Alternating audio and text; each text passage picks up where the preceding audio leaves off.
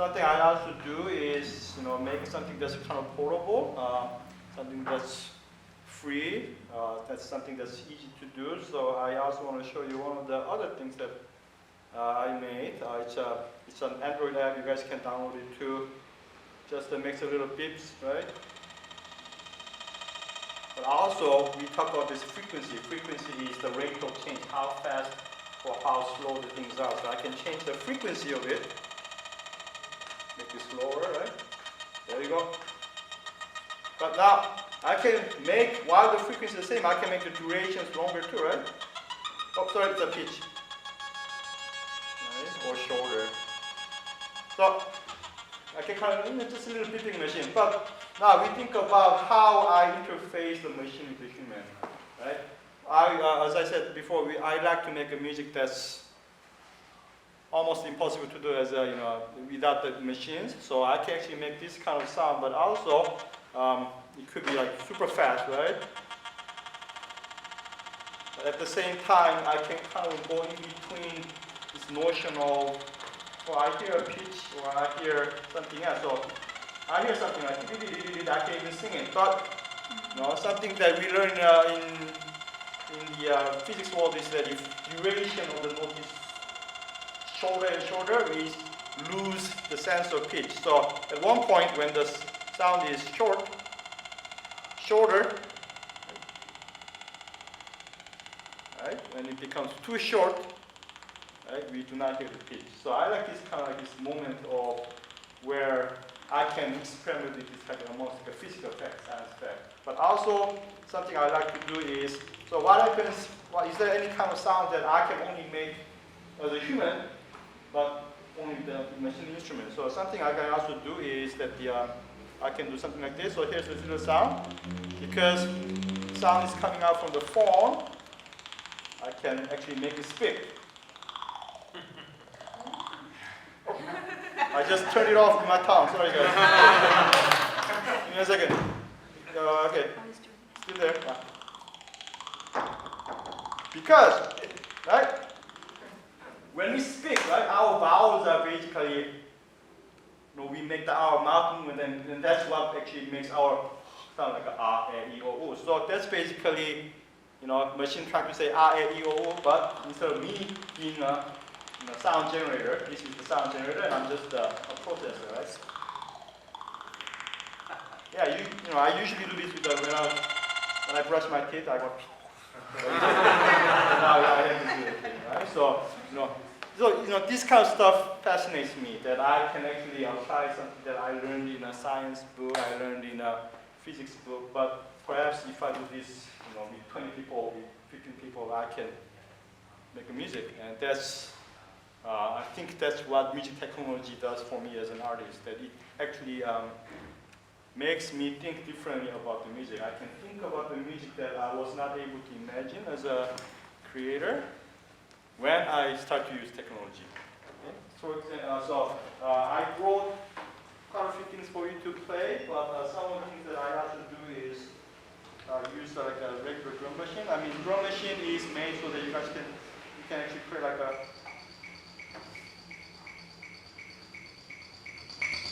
a little drums, right? But once again, there are a few things that we can do that I can imitate a human drummer, but I know many drummer friends who plays better patterns with me with this one. So what I try to find is something that maybe a human drummer cannot do. For example, like make it really fast, or at least or make some kind of a really effects that you may have heard in this. And try to kind of find a way to kind of play this in a different way.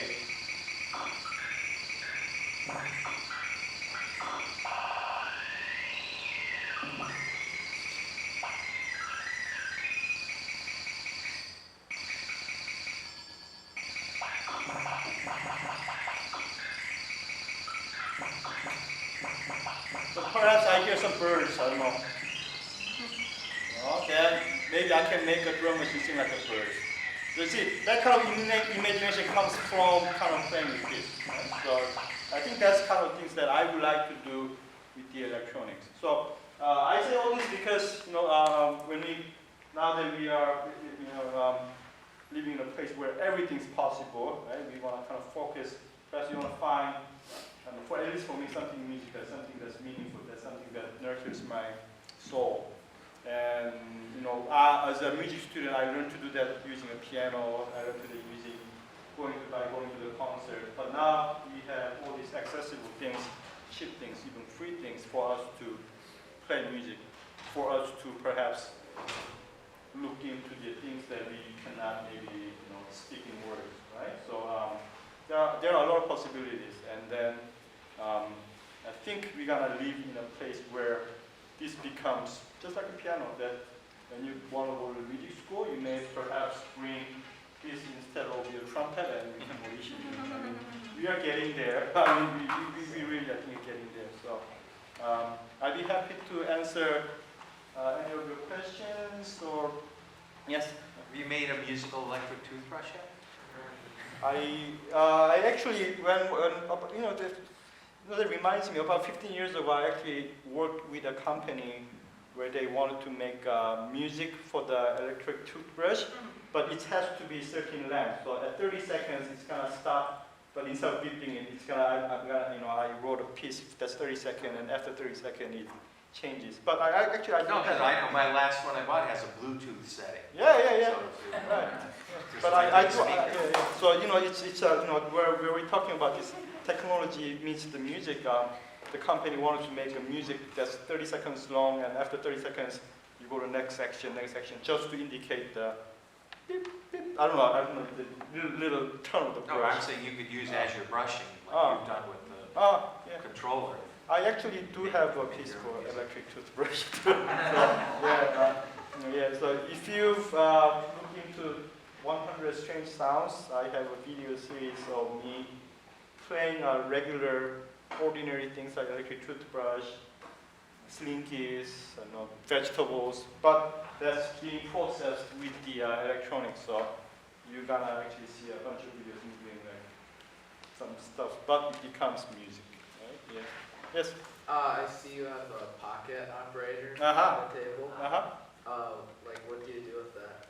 Pocket, okay. So thanks for pointing this out. This is a synthesizer, right? It's a little mini synthesizer. Basically, what we have is the kind of sound-making mode instruments that does all sorts of different kind of sounds. So this one is pocket operator. I guess you can put it in a pocket, but it was a gift from my students. But it's just a little drum machine that I have. I just brought it here so you guys can kind of play, tinker and see. But it's it's a kind of variation of an instrument, and it's a kind of a demonstration of how affordable, easy to access all these instruments are. And I'm not an expert of it. I'm more comfortable actually. I spend more time playing this, so I don't think I can play this well, but you guys can. I mean, spend just like any instrument. If you spend 1 hour, we don't expect you to go into the concert hall and play a sonata. But if you spend 1 hour for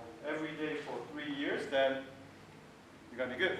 Same thing goes for any kind of instruments in here, right? You spend more time, you're gonna get better. Yes, you had a question over there.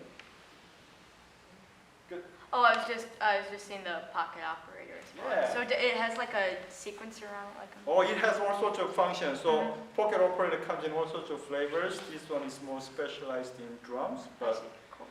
Depending on which model you buy, there's all other stuff. Here, you can just play later too. You can just turn it here. And they connect together. Yeah, they connect together too. They are modular in a way. Yeah. So, one thing I tell my students to do every time they come to these kind of things. I don't know about other gear, but mine is really hard to break. So don't feel bad when pressing things, clicking things.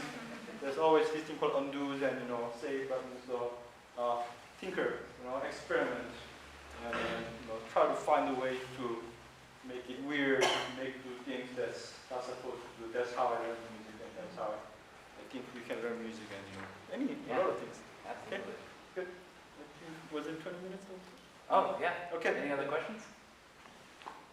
Yeah. You said you use software a lot. Do you have a specific software you would recommend for a beginner interested in making this kind of sound? For beginners, well, in terms of like affordability, there's this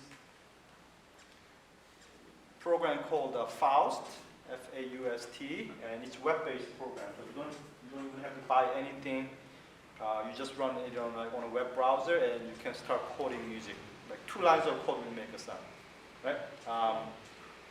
So I'm assuming like beginners, like kind of a beginner who may want to type in, learn to code music, right? So Faust is a good starting program. You can just get it, like you can even do it on your phone. And then the program I use is called Super Collider. Once again, it's free for both Mac and PC. Maybe you take maybe 2 or 3 more days to make a sound, but if you know the basics of programming, it's easy to approach.